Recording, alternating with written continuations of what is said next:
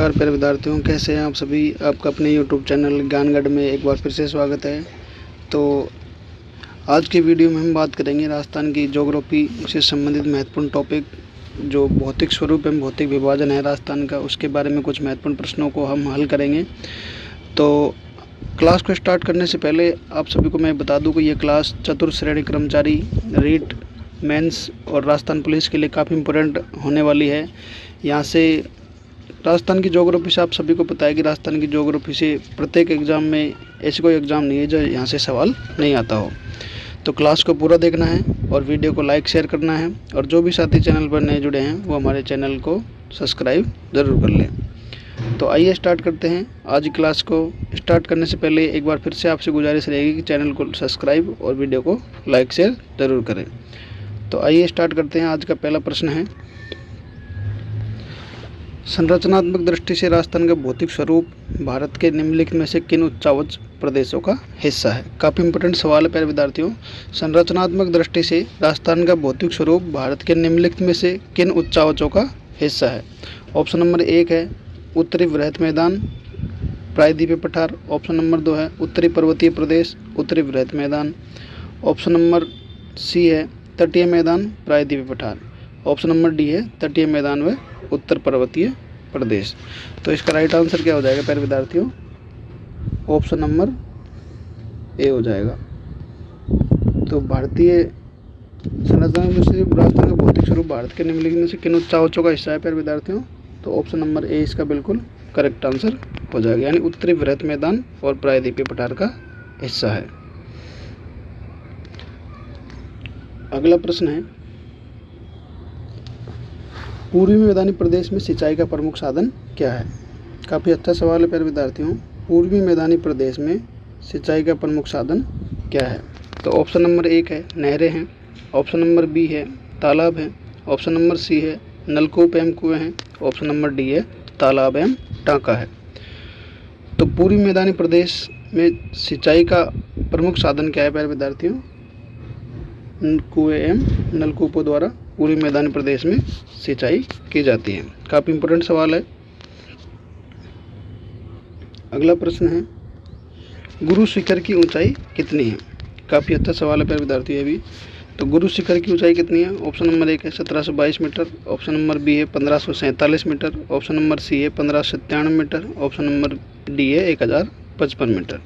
तो गुरु शिखर की ऊंचाई कितनी प्यारे विद्यार्थियों? 1722 मीटर, यानी ऑप्शन नंबर ए इसका बिल्कुल करेक्ट आंसर हो जाएगा। अगला प्रश्न है, छोटी झाड़ियों के सहारे बनने वाले बालू का स्तूप को क्या कहते हैं। काफ़ी इंपॉर्टेंट सवाल है। छोटी झाड़ियों के सहारे बनने वाले बालू का स्तूप को क्या कहते हैं? ऑप्शन नंबर 1 है अनुदैर्ध्य बालू का स्तूप। ऑप्शन नंबर 2 है सफर का बीज। ऑप्शन नंबर सी है बरखान। ऑप्शन नंबर डी है अनुप्रस्थ। तो छोटी झाड़ियों के सहारे बनने वाले बालू का स्तूप क्या कहते हैं प्यारे विद्यार्थियों? सफर का बीज कहा जाता है। तो इसका राइट आंसर क्या हो जाएगा? ऑप्शन नंबर बी इसका बिल्कुल करेक्ट आंसर हो जाएगा। अगला प्रश्न है, निम्नलिखित में से राजस्थान का कौन सा भौगोलिक अंचल प्राचीनतम है। आपको ये बताना कि राजस्थान का कौन सा भौगोलिक क्षेत्र है जो सबसे प्राचीन माना जाता है। तो ऑप्शन नंबर 1 है पश्चिमी मरुस्थलीय प्रदेश। ऑप्शन नंबर बी है पूर्वी मैदानी प्रदेश। ऑप्शन नंबर सी है अरावली पर्वतीय प्रदेश। ऑप्शन नंबर डी है दक्षिण पूर्वी मैदानी प्रदेश। तो राजस्थान का कौन सा भौगोलिक अंचल सबसे प्राचीनतम माना जाता है? तो कौन सा माना जाता है प्यारे विद्यार्थियों? अरावली पर्वतीय प्रदेश, यानी सी ऑप्शन बिल्कुल सही उत्तर हो जाएगा। अगला प्रश्न है, आदिवासियों की आश्रय स्थली की संज्ञा किसे दी जाती है। काफ़ी अच्छा सवाल है। आदिवासियों की आश्रय स्थली की संज्ञा किसे दी गई है? तो ऑप्शन नंबर 1 है अरावली पर्वतमाला। ऑप्शन नंबर बी है पश्चिमी राजस्थान। ऑप्शन नंबर सी है पूर्वी मैदानी प्रदेश। ऑप्शन नंबर डी है हाड़ौती का पठार। तो आदिवासियों की आश्रय स्थली किसे कहा जाता है प्यारे विद्यार्थियों? अरावली पर्वतमाला को कहा जाता है। तो इसका राइट आंसर क्या हो जाएगा? ऑप्शन नंबर ए इसका बिल्कुल करेक्ट आंसर हो जाएगा। अगला प्रश्न है, हाड़ौती के पठार का सर्वोच्च शिखर कौन सा है। काफ़ी अच्छा सवाल है प्यारे विद्यार्थियों।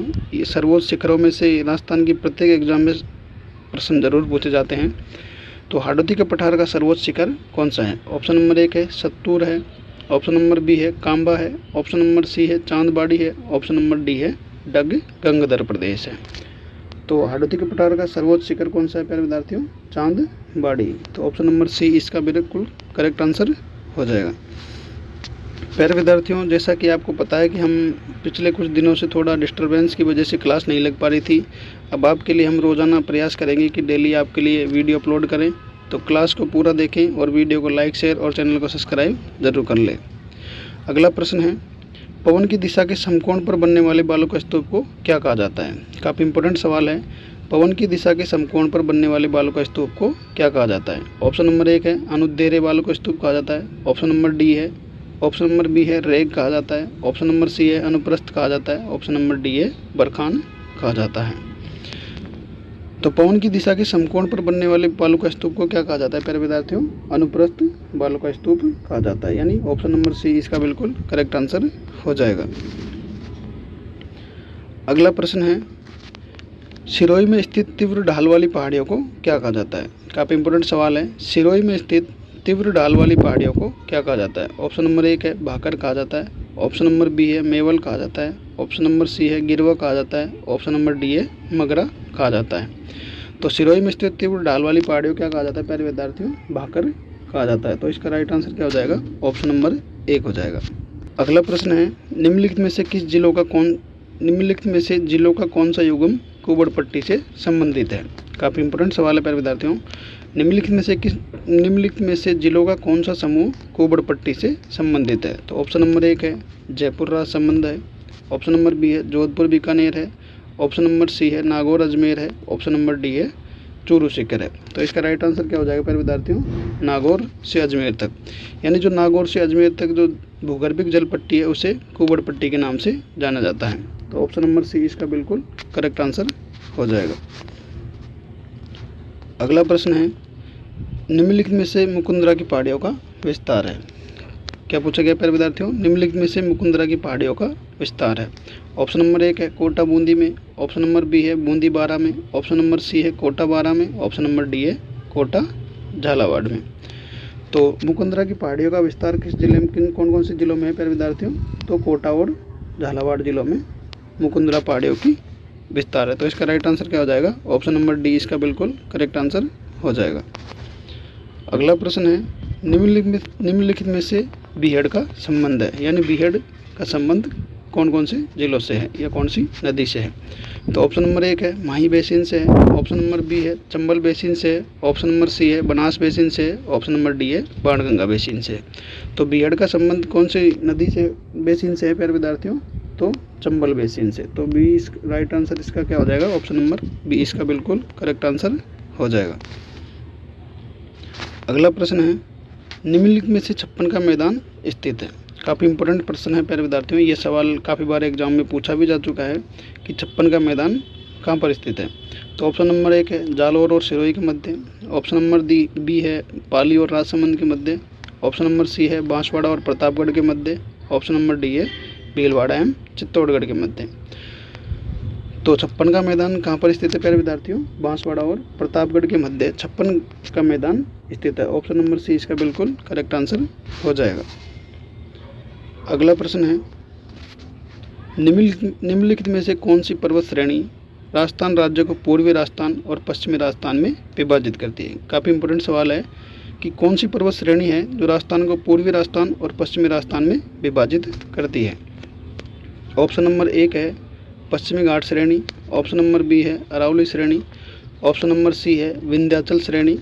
ऑप्शन नंबर डी है पूर्वांचल श्रेणी। तो कौन सी पर्वत श्रेणी है जो राजस्थान को पूर्वी राजस्थान और पश्चिमी राजस्थान में विभाजित करती है? तो इसका राइट आंसर क्या हो जाएगा प्यारे विद्यार्थियों? ऑप्शन नंबर बी यानी अरावली श्रेणी राजस्थान को पूर्वी राजस्थान और पश्चिमी राजस्थान में विभाजित करती है। और अरावली श्रेणी को राजस्थान में जल विभाजक रेखा भी कहा जाता है। तो इसका राइट आंसर क्या हो जाएगा? ऑप्शन नंबर बी हो जाएगा। अगला प्रश्न है और आज की क्लास का अंतिम सवाल है। आज हमने भूगोल में राजस्थान की भूगोल के 15 महत्वपूर्ण प्रश्नों को हल किया। तो आज का अंतिम प्रश्न है, राजस्थान में अरावली पर्वत श्रृंखला के विस्तार की दिशा क्या है? काफ़ी इंपॉर्टेंट सवाल है। राजस्थान में अरावली पर्वत श्रृंखला के विस्तार की दिशा क्या है? तो ऑप्शन नंबर 1 है दक्षिण पश्चिम से उत्तर पूर्व। ऑप्शन नंबर 2 है पश्चिम से पूर्व। ऑप्शन नंबर सी है दक्षिणी पूर्व से उत्तर पश्चिम। ऑप्शन नंबर डी है उत्तर से दक्षिण।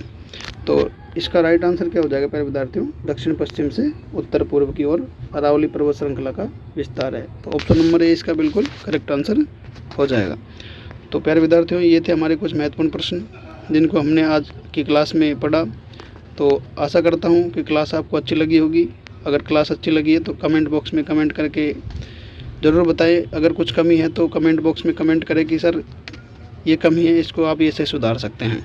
तो जो भी साथी चैनल को लाइक नहीं किए हैं वो चैनल को लाइक और सब्सक्राइब ज़रूर कर देना और अपने दोस्तों तक शेयर ज़रूर करें ताकि वो भी इस क्लास का आनंद उठा सके। तो मिलते हैं अगले वीडियो में, तब तक के लिए धन्यवाद।